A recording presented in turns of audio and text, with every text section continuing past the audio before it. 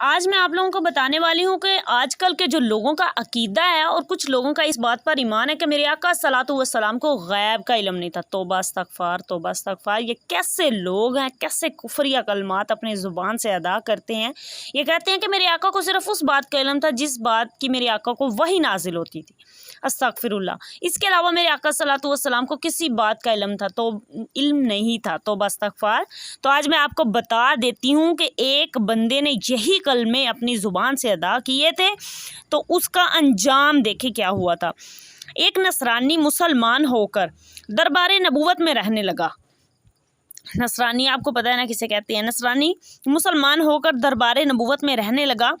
تو نبوت جب نازل ہوتی یعنی قرآن پاک نازل ہوتا تو اسے لکھنے کا حکم دے دیا گیا۔ اس نے سورۃ بقرہ اور سورۃ آل عمران پڑھ بھی لی اور لکھ بھی دی، سبحان اللہ۔ اس نے پڑھ بھی یہ چکا تھا اور کاتب بھی کہلایا، یعنی اس نے یہ وہی نازل ہونے والا قرآن لکھا بھی،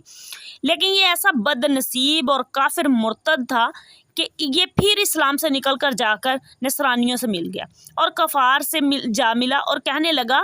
کہ نبی کریم صلی اللہ علیہ وسلم بس اتنا ہی علم رکھتے ہیں جتنا میں ان کو لکھ کر دیا کرتا ہوں، یعنی جو وحی نازل ہوتی ہے بس اتنا ہی ان کو علم ہوتا ہے، اس سے زیادہ نہیں۔ تو اس پر قہر الہی دیکھیں اس گستاخ کہ جب یہ مرا تو اس کو قبر میں